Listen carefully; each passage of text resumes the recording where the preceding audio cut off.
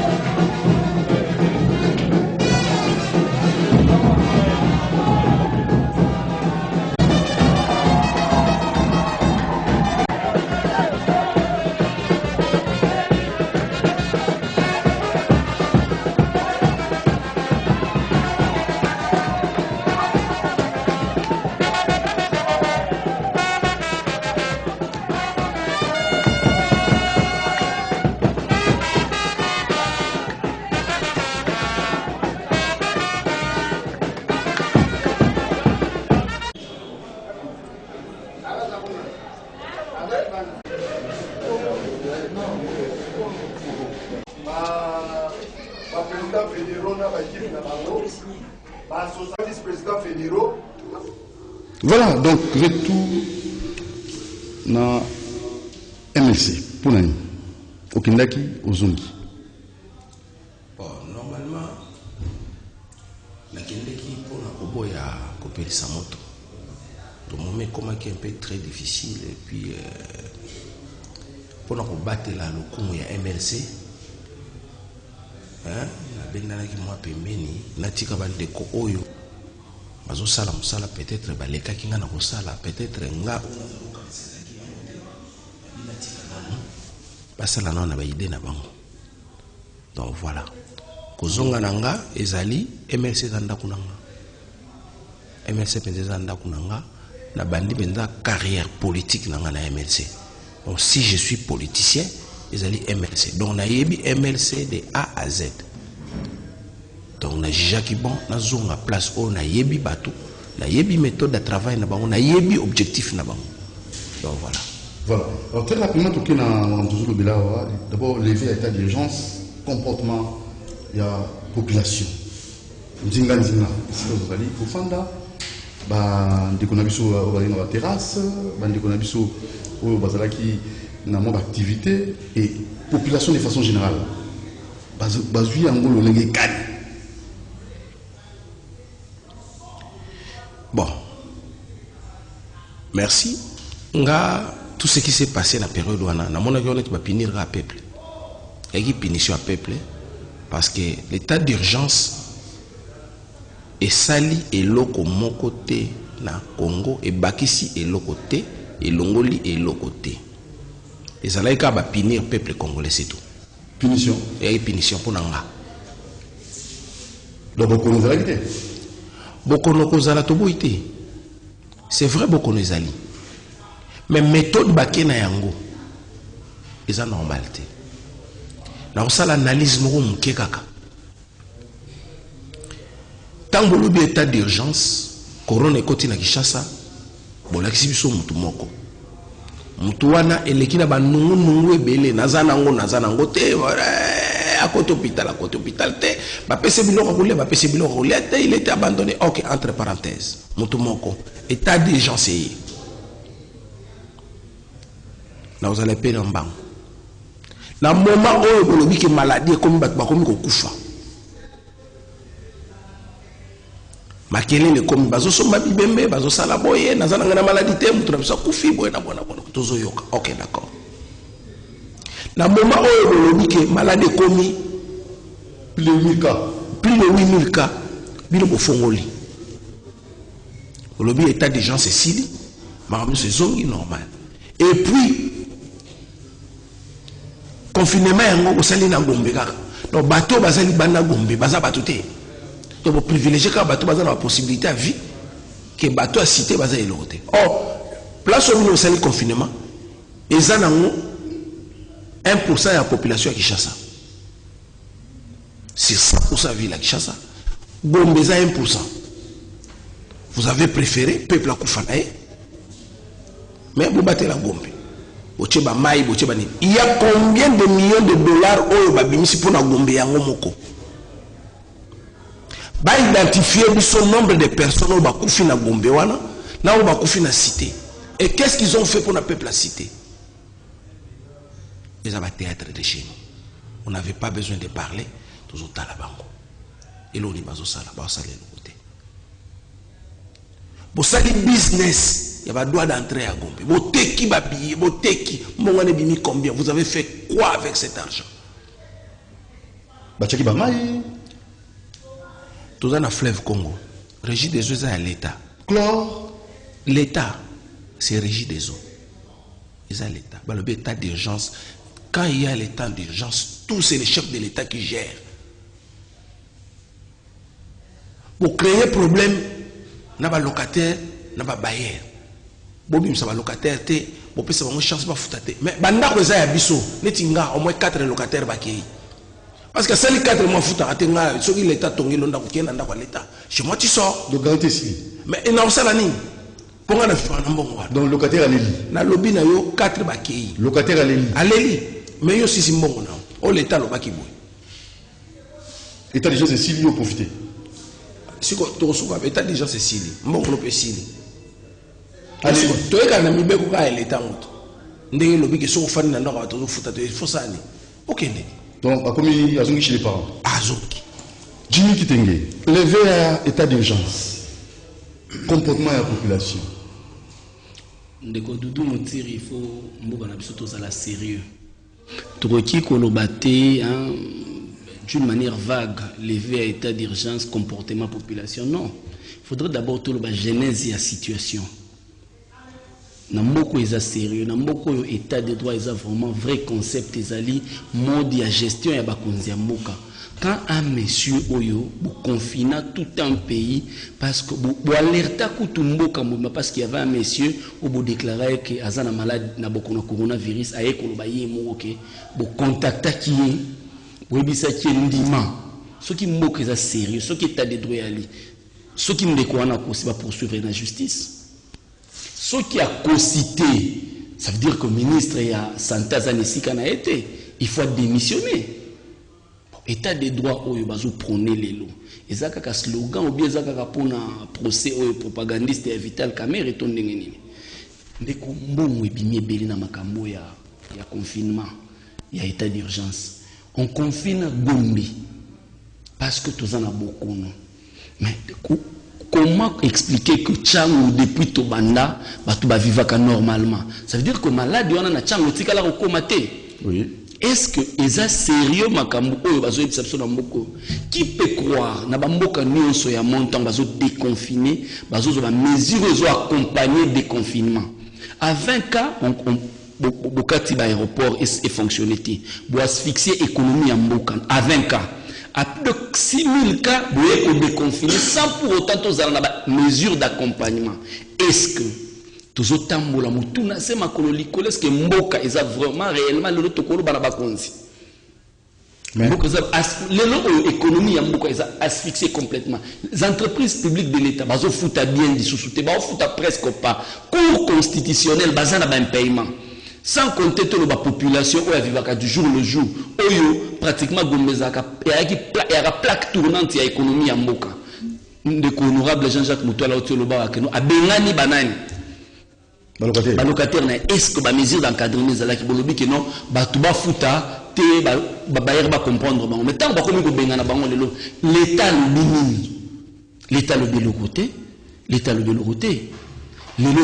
Après avoir déconfiné à la vaille-covaille, le confinement qui c'était par ordonnance du président de la République. Et là, qui a abrogé ordonnance du président de la République à ma mesure, il y a état d'urgence. Ils ont ordonnance, mais on déconfine avec un communiqué. Oui. On déconfine avec un communiqué. Sans pour autant que vous avez la mesure d'accompagnement. Le général Kasson Otolandais, ça va te babar. Donc, il y a un comment tout le monde manqué parce que la té général Kasson il a été inventé tout le monde manqué général Kassongo Alain Kabongo Bruno Nzinga et tout le monde manqué le temps mais il faut commenter quand même Christian Banjolo au commenter en gros pour un masque obligatoire dans la ville province à Kinshasa partout la terrasse tapage et tout ça bah faut exagérer na makambotali sonorisation donc il faut pas le bilan bon Dieu on a doublé d'où Jésus tout le monde nous na simatozonga Jimmy tozonga là na mon etongo ba ndeko ba kinoise na ba kinois bolanda ki mokonzi mboka lobaki que maladie oyo esilité ezo continuer asengaki après ça qui mitindo que port obligatoire port correct et obligatoire à basque mais tout le monde qui va respecter en côté alors baki lisusu bati dispositif moko ya sécuritaire ya hygiène pour na respecter juste barrière c'est que place à kosokola mai na gel hydroalcoolique ou bien ba savon pour ba kosokola mboko mais tout le monde va respecter en côté c'est pourquoi à partir à lobby police partout et qu'on les contrôle na balabala parce que police est là qui m'a pongi to ko contrôler eza na balabala eza la wapi to kutio na masque te to kangi ata na kati ya mutuka oza na masque te to kanga yo oyo bache ba établissement eza ba établissement privé eza ba établissement officiel, public, to kuti dispositif wana te, to kangayo. To kangape place yango. Ba musu ba cheka ba cantine pour l'esthétique tout ça. Ma ezana quantité ça vaut la quantité. Police a koleka to kanga sikango. Na yo mokolo sika oko zala interpeller. Et c'est toto sambeko. Malade des alliés et silité. To la ta masque, to respecter. Kolobate pas maté tracasserie police à koto samibeko parce que loi ezali arrêté à gouverner ezali to kolana nyoso wana. Et puis nuisance sonore bato ba moni lokola de confinement et comme maseki. Bakanisi que loi ici. Bazo tia musique ko déranger bato. Kala mingi te kele se kobanda. Même que là c'était ba malade bazali. Place liberté na soki ya moninga bandi. Beta musique et pas na yo et tout ça voisin. To koleka ko saisir ba matériel nyoso wana nuisance sonore. Police a koleka ko boto la biloko wana. Et ko saisi. Pose ngo okufuta amende ya munene. Alors, to sengi na bino moto na moto atosa mbeko. À partir de lobby, police est comme pour la mituka, pour les obligatoire à masque. Tu as dit que pas ces alliés, mais dans le lobby, mutumoko liboso 3 personnes ici. Batunyo sowan et sengeli ba ta masque. Ce qu'on a dit masque, est la mutuka officielle, est la privée, est la taxi. Nyoso il faut masque correct et obligatoire. Même ba wewa, ce que tout le monde wewa, à la ti masque était be client na été toko kangaye, naye na client naye. Ndenge moko na batamituka. À partir à lobby, police a causé partout. Bolobi yo tolo ba quitter yango. Ezali loi, ezali arrêter à gouverner, tozo faire respecter yango. Oyo akoto sate etali moko. Yo ozana bar na yo. Boka ki moko nyamboka lobaki ba mesure barrière, ba geste barrière, distanciation physique, c'est que moto esengeli azala musika na yo plus d'1 mètre. Ce que toké na bar na yo, toké na restaurant na yo, toké na supermarché na to monique il faut faire respecter la distanciation physique. Toko kanga. Peut qu'on foute la amende ebele. Sengeli kotosa. Malade de silité. Distanciation physique, muto 1 mètre. Na bar na yo, muto 1 mètre. C'est que bato bazawa na bazana distance. C'est que bakanga une place moko ou bien casino be wapi. Toko kanga yo. Même ba église. Kala mingi te ba église kufungama. Le 15 mokondiambo kalobaki. Le 16. Tebi ke kosa dimanche. Église na yo. Tout ça. Bato bazama distance. Et puis nuisance sonore.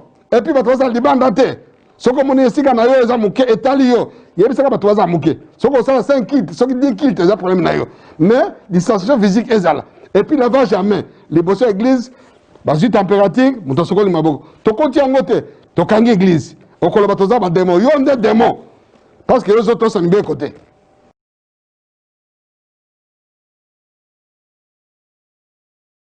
biso tolati pe yango obligatoirement na émission. Na évité Jimmy, qui général Kasson. Ndeko eza pasi, eza osakana na population oyo. État de droit bateki la rabiso comme slogan après 38 ans de lutte eza otozo vivre été. Général Kasson otyo lo batoko kanga yo, toko sala boina ba bus, ba marche oto salema. Il dépêche à salir marche à liboso à qui n'a parlement bouki parlement à tumbi biloko ya bato bato wana bazaki na ba masque batumbi banda ko bakimbuta ya baja marika sa bato wana bakina ba masque bakanga ginani marche ya MLC salami ya yana ya lamuko salami bazak bato ko waemba to yamba na kurunia te bakanga ginani marche ya nani ya FCC to salami évidemment que ça qui na ordre mais ça marche donc belé non bato ake belé nyonso wana bo tenir compte na ngote. Comment est-ce que mboko est sérieux? Vous préférez d'abord que fungula babar, vous préférez que fungula bakuzu, vous préférez que fungula bisika bato osala loisir, mais vous sika nzambe. Le loso qui corona ou ezu ampleur na mboka ezate parce que nous sommes dans structure sanitaire en makasi. Mais bisika la structure sanitaire est efficace, bato bakufi. Mais ça pour nzambe, la volonté de Dieu a fait que bisonne tozala épargné. Mais besoin nzambe de reléguer au second place. Ça veut dire que vous voulez livrer le pays au diable. Donc, du 29 à qui tue les 15.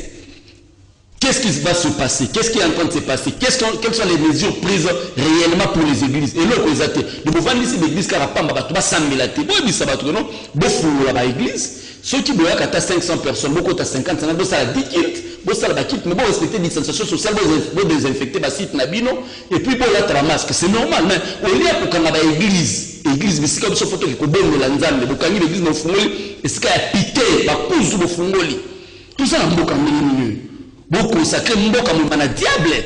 Et puis en fin de compte, nakati ya ba 207, nakati ya ba transco batumbe bakanga makawane belata balati ba masque. Soki nga na oloba 0 mètre na mutu soyi yo ekobana munoko mutu ko kende et déborder pe masque qui est simbi mususu. Mutu akoki ko simba on a décidé bakanga mbaro simba yo ko simba le collier. Contamination ko sale maté. Je n'ai pas sur ma vie maladie silité. Moi t'es maladie masque, maladie silité. Maladie et silité.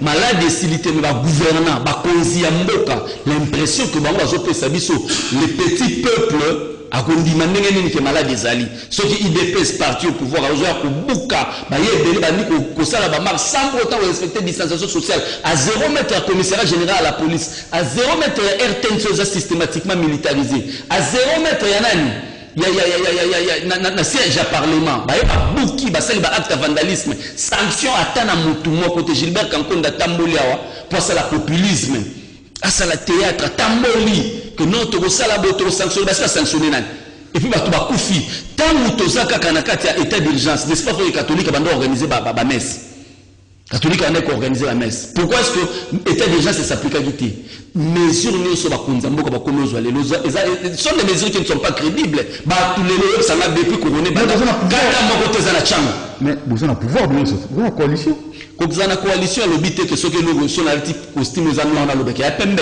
pour la coalition mutoya l'obité non ba ebisa kinga na kosa en fonction de maçon joana de faire arrêter pays de nous tourner le ministre et si gana ba procureur ba magistrat bazate pour ba interpeller mutoya et si gana ministre sina ministre ya santé silence radio sur le bénévolat ça veut dire que les gens sont au croire que malade dans les amis parce qu'on est en train de nous présenter un spectacle désolant dans le gouvernement donc tout ça t'es bon quand moi je suis nous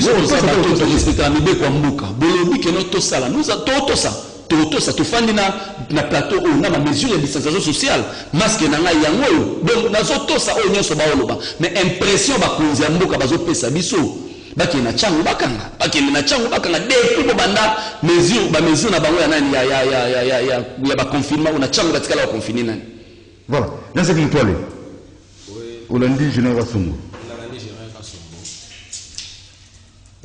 je crois que le général a un problème. On a un problème. Makasi. Alors lui, lever état d'urgence, il a excité que fin il y a coronavirus. Maladie d'Ali. Na lobby boy. Balobi lever, c'est bien. Masque au bino bozolo bana peuple alata, c'est bien. Ba mesure obsotozo zela to yeba ki malade ezali l'état ju ba disposition nini. Quand on a la victime, parce que c'est un commandant à ville. Mais la responsabilité est à gouverner un chef de l'État pour le peuple congolais.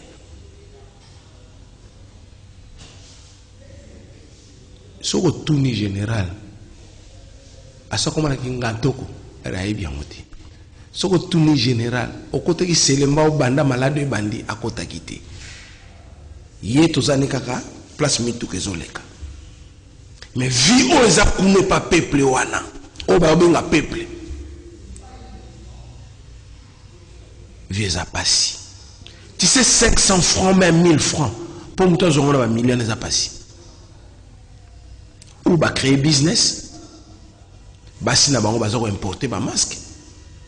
Ou bazana eloko moko boza caché derrière les kama malade. Malade ezali c'est vrai. Malaria ezali. Tiber ezali, sida ezali.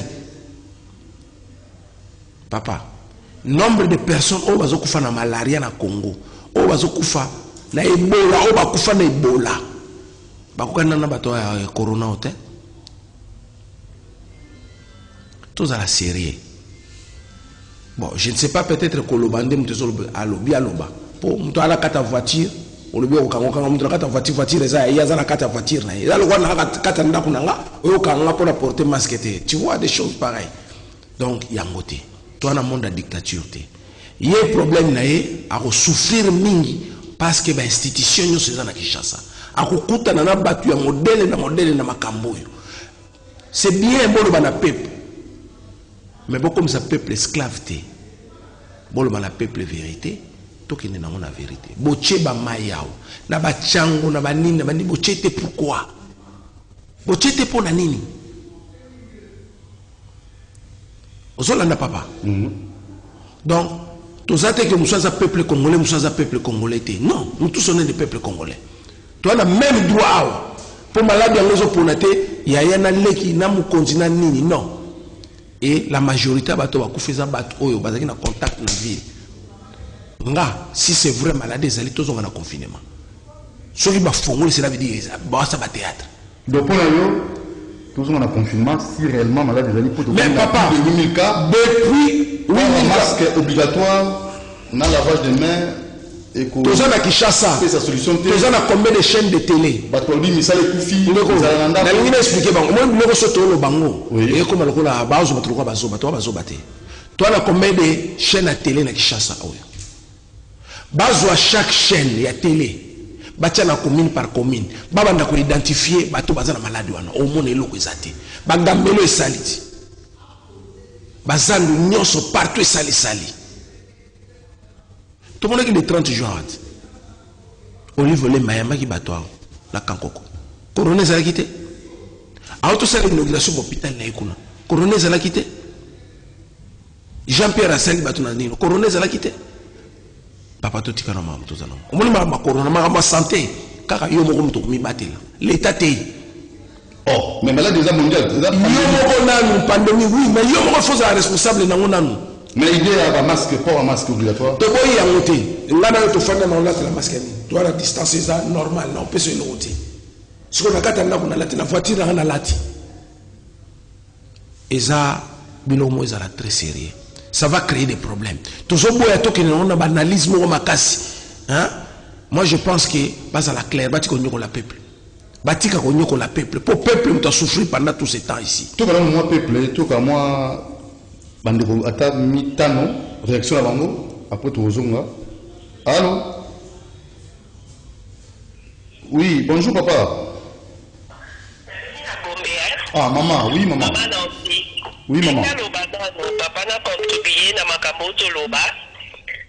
N'a pas pour la papa ou bazana plateau parce que ma coûte dit non on a monté na maladie. Biso na Gombe on a vécu des choses ici malade ezali.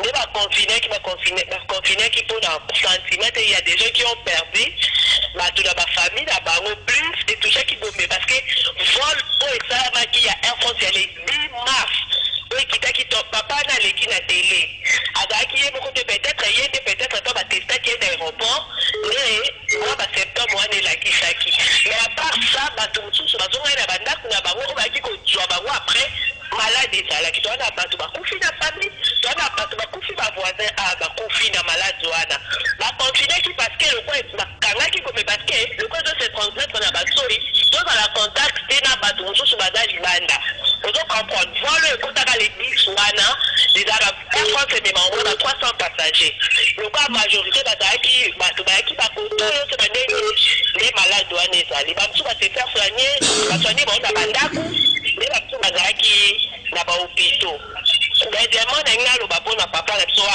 azawana azo ko critiquer ning je fais à chef de l'état n'a le ba est-ce que à quoi qu'on fait la bicho Lila ya deux passes ya RVA pour le moment 12 ans c'est deux exemple Ethiopian tu as 100 passagers par jour $50 si on multiplie fois 30 parce que Ethiopian chaque jour 24 chaque jour Ethiopian est dans l'aéroport j'ai dit ça la fois une année quand on a 10 ans ya go pas tout comme à l'union nationale l'aéroport union soit Congo moi go pas piquer parce que aux autres critiquer dit le chef de l'état il fallait donc critiquer nano là on va dire non bino moto ça va moi go pas tiens pour papa tout canal période du chef de l'état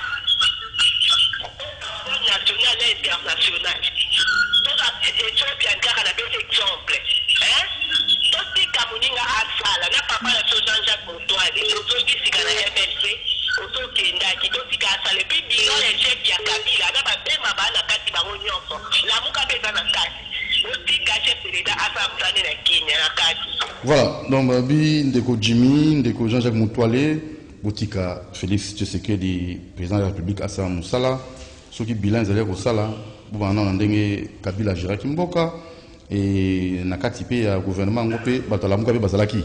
Allô bonjour. Allô? Oui bonjour.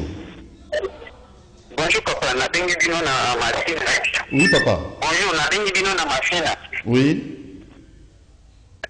Tu es là, on dit qu'on a contribué quand même, ça n'a pas eu de salawana. Port ya masque obligatoire. Il dit ça, mon pays a PPRD ou à Naké, va fongoli la terrasse, va fongoli la terrasse, pour que la terrasse me foute à Kabatou. Va tu faut pas ça là, pour pas foutre à Baloyo, pour le bâti n'a pas de qui tue, moi 3 mois va foutre à tête. Les gens va comment qu'ils ça va se travailler pour aux ambons, va église de Kofuta va tenir. Je dis ça là, va canner l'église est là. L'église de réveil, on est bon, il y a moins de gens pour beaucoup, ça va te battre, qui va tout. L'église est confutée à mon côté. Et là, c'est même que ça a fait un arrêt à la baloyer. Au moment où on finit qui va donner le coup de la vidéo à Baladi. Voilà que les affaires doivent souffrir pour rien. Moi, je dis ça va monter là, ta maman c'était. Moi, je dis ça y est, nous avons fait de voilà. Il a qui va alors on va couper la place, tout ça, besoin n'a été ou d'un bacaïté. Alors, nous avons un plateau Kende. Bafongola église pour aller église et foutre à batouté. Il y a foutre à bajana et na terrasse. Ba miracle et foutre à batouté. Amérique musa lokuta église ba bomimbo koyo tous appellent à souka. C'est-à-dire non pas que c'est appel hein. Ba appelle belé hein. Tous émission ya au malobeza moké va inviter Bolimbi Sanga tous voir de quoi en ligne. Allah voilà. Allô. Allô bonjour. Oui, Mbote. Mbote bonjour. Alors on a moukousé hein pour tout évoluer, oui. Oui. Ok. Bonjour. Bonjour, comment maman? La ligne va pour le papa. Oui. Loba. Comment tu dis? C'est ça, on te donne un go. Oh, les canaux, il y a COVID-19. Mutu, oh, non, il y a pas de première fois. Les pénales, à partir où ça dit que ce Congolais, les pénales, il faut pas interpeller. Oh, il y a des gens qui n'ont pas de médias, à me dire que, à la malade, à la soigner. Mais les bazar aussi, ça y est, il faut pas interpeller. Et puis, parce qu'il y a un garçon, à la Michel. Te aza Jimmy qui tengue. Aza garçon te Jimmy qui tengue. La voiture pour la peuple. Ok, Jimmy qui tengue. Africa a la voiture pour la peuple. Amen notre le peuple nani. MCCC sali peuple. Yango mon tenye na bazo la te baza kobanga. Kobanga o bango baza kobanga. Bito moko ete to kotangaje na bango ba kopima mboka oyo. Mama ya ba MCCC ba kopima. Muto zo protéger bango Félix. Le corps président doit protéger par nous. N'ayez président, en tout cas, ce qu'on ne pas de disposition, c'est qu'on est là, qui sont même la bandade. Madame Papa, je vais la bandade. Si on a un problème, c'est lié. Quand la banque est dans le gouvernement, va faire MCC. Banque est dans le militaire, notre pays. Mais les gens, on a fait l'effort, on a fait le Congolais, n'a pas fantastique. Est-ce que vraiment, vraiment, dans mon thème, il y a un mot, Kofinga te. La toute loi n'a même pas bakoleka na TV vraiment papa maman bakoleka na TV ezali débat il faut l'équilibrer il faut qu'on soit tendance nyonso CTV ezali liberté tolérance vérité ouverture on ezali vraiment ligne ne to tambusaka télévision na biso to sengi ko boya te alors on a évité na banana ndeko Jean-Jacques Mutwale oyoki bandeko bayiki bauti kolobawa pona tina ya makanisi bopesi. Bon, merci mingi namoni batake ndeko nanga mingi ya PPRD. Alors par rapport à la gestion na bango par rapport makambo toloba ça n'a rien à voir avec la politique. Makambo toloba ya mamba santé. Pour ce tobito kota na muzinga politique batana ba bi politique te. O bazolo ba peuple bazo ilande intérêt na bango tozolo belande malade ne tozolo belate ba gestion ba nini malade esili o ekomi ba o basala ki ba o bazon te tozolo belande malade bato bazo gérer. Moi je pense que depuis na combien na lobby comme chef de l'état te na attaquer ni lo moté parce que na li bien armé so na mina beta minduki na nga même le bonga numéro 1 na bango secrétaire général a ko s'en sortir te. On connaît la politique. Ah, tu es l'imaramoanati. nanto comme peut-être na makambo yo ningo tuna biso nanto comme na place makambo toujours besoin intérêt na bango bato bazolo na télévision wana o bazo répondre wana pour la santé na bango bato bakufi to boité mutu moko ta lobi maladie ezali ba interpeller mutu ali boso andimaki kaza maladie après eko boya premier cas eko boya papa ba pesa ki c'est vrai aboyi bo pesa kanyaka mais maladie ezali c'est vrai maladie ezali ozolanda mais bosali nini pour na maladie wana maya ngo bozo chaka na gombe wana zolela gombe ils ont des possibilités plus il faut à la petit peuple. OK.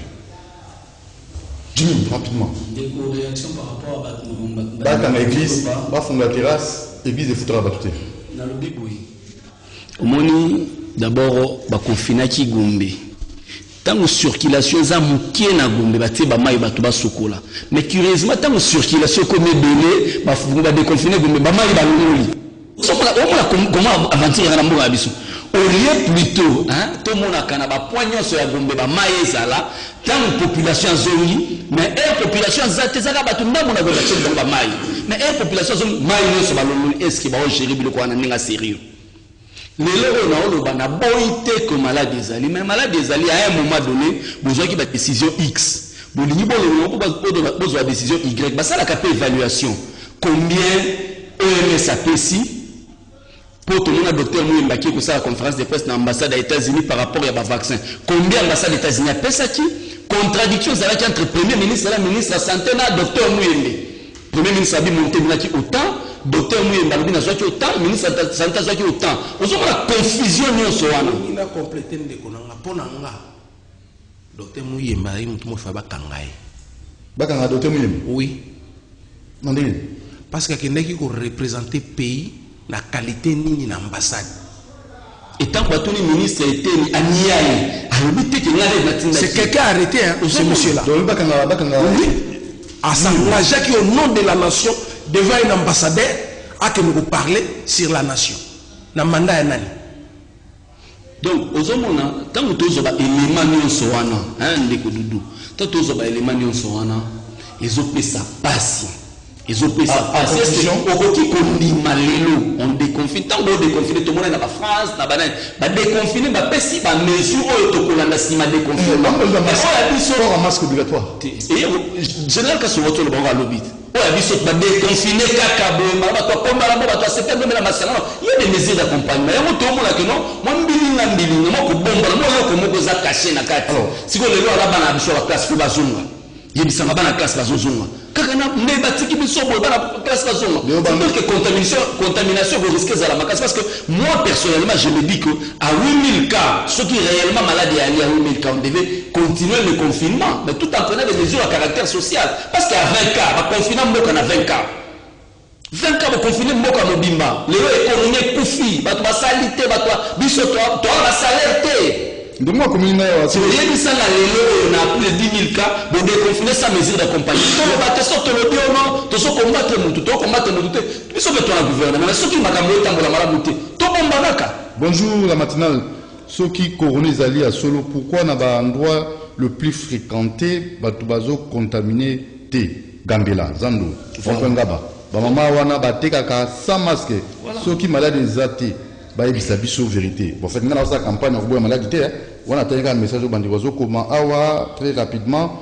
tout ce qui c'est un message oyo c'est la même cette personne hein comme il biso bonjour monsieur MLC Jean-Jacques Montoile comme il on est Azana a raison il y a en fait Azana je comprends pas ça comme il alors toquez rapidement parce que me dit tant vous avez mon cœur na kotaka nyonso oyo voix de sortie d'année parce que na monaki ndekoma komenga message à visite ya Néhémie Nachole pas ya Vital Kamerhe bon tout ça c'est de la fraternité hein bonde ko bomoko tout ça na kati ya nation tout ça na bolingo voix sortie ya crise za pizza nini il faut quoi il faut faire quoi pour maramunion soyo et si là ndeko opposé la côte le bureau nyonso parce que est OK d'accord à ce qui concerne l'arrestation il y a Kamerhe na visite bandeko na bakenda kotala bon baza bandeko ndolokola Néhémie abi Vital lelo te abeshele ayebi Vital lelote azan ndeko aza na place ya pasi bake kotala ye mais nga na sina lobana be mission na ganga ndeko Vital azo subir oyo ndeko Jean-Pierre a subisaki na moment ya pouvoir ya PPRD. On lui a écarté et l'homme sous ezawana te ba écarté kaka ye aza témoin gênant en 2023. Oh na lobi na yo naza clair bato ba sambisaki ye bato ba salaki boye ba pesi bango ba décorer bango ba matisi bango ba fonction mais tout ça bato wana ba mona bango te bandakala olaninga tous à la clair ndeko na ba écarté nga pona nga procès wana na mona ngo ezanga na mutu na makolo même na yibi même na sali mabe mais tant que tata wana ndimi ke mbongo bachaki na compte na nga bomoni pe kotaki na compte na ye andimi nga na to sala pe musala nga logiquement jugement ça na mi clarté bo sali descente te bo la sa population banda ko batongaki bo sali descente ya kotala biloko na ba port bo sali le côté mais bo wele ko pesa 20 ans bo wele ko sala bo ça ce n'est pas normal, ce n'est pas juste, ce n'est pas juste. C'est vrai à Ibi, c'est vrai à PCA priorité, mais souci na biso ezalaki to mona justice au bazoloba et salama. Justice et salamité.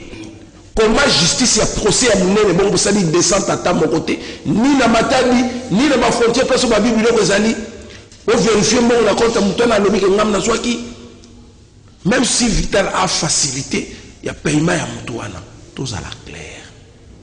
Tous à la claire. Voie de sortie à crise. Voie de sortie à crise. Crise est un permanent. Pas la concertation, pas le dialogue. Parce que l'Ibala est prévisible. L'Ibala est au marché raté. Et quand il a au marché, il dépêche Azana politique dans le Moussous. FCC Azana politique dans le PPRD.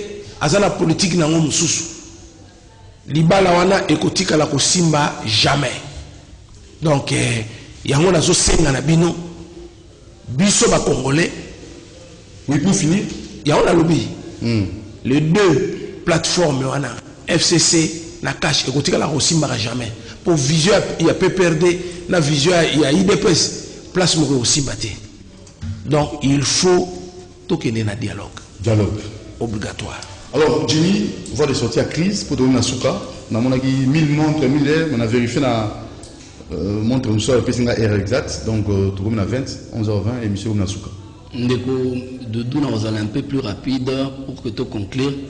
D'abord, on a épousé tes propos honorable Jean-Jacques Moutoua, l'état en lobby que nous avons écarté à Jean-Pierre Bemba. Non, Jean-Pierre Bemba est responsable à Foutaï Tchopiti, de Némon et à Magamouné à Centrafrique, rien à voir avec le pouvoir du PPRD. Donc on a fait une nuance sur tout ça là-haut. Mais quant à Makambo, nous sommes tous vivants. Moi je pense que le président de la République démocratique du Congo, Félix Tshisekedi Tshilombo, a garant un bon fonctionnement de l'institution. Il y a une première institution à la République pour arbitrage entre les institutions. Ce qui moi, Kokoso est entre les institutions, afin de savoir institution.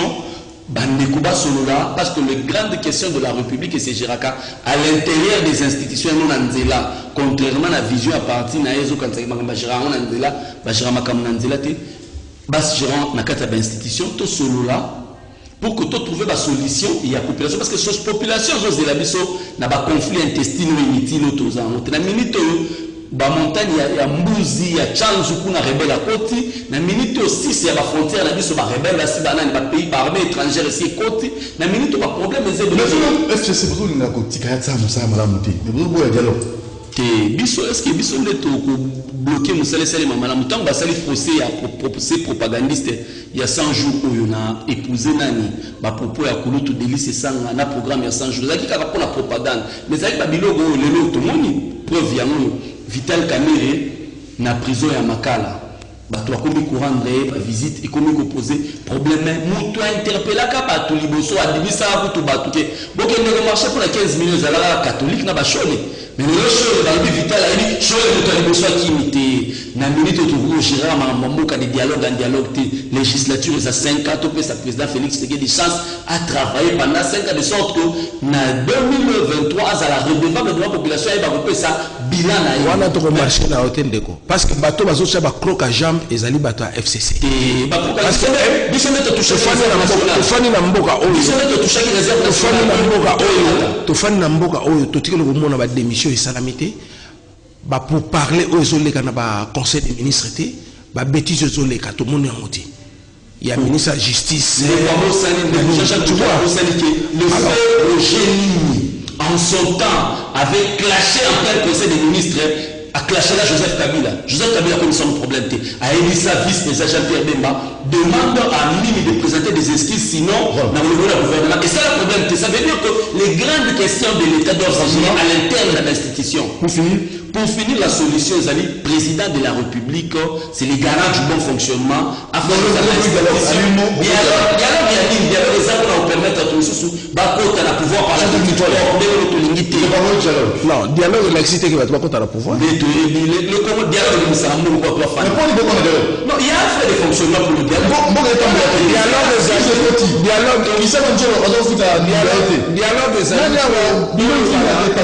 dialogue des amis pour le banama il y a beaucoup de banazana c'est parce que dans le conseil des ministres ordre du jour ils allaient au gros la mission makamu souté Jimmy est-ce que mo etambo Antonio connaissant Jean-Pierre s'il vous plaît Jean-Pierre Rolingate akoko na bangamna bango na gouvernement s'il vous plaît mo etambo tout ndeko topé sa président Félix Tshisekedi une chance Adam Moussa pendant 5 ans to boy beaucoup ça va la fenêtre une PS 38 ans bandima dans l'opposition dans l'opposition pourquoi est-ce que vous avez un temps que analyse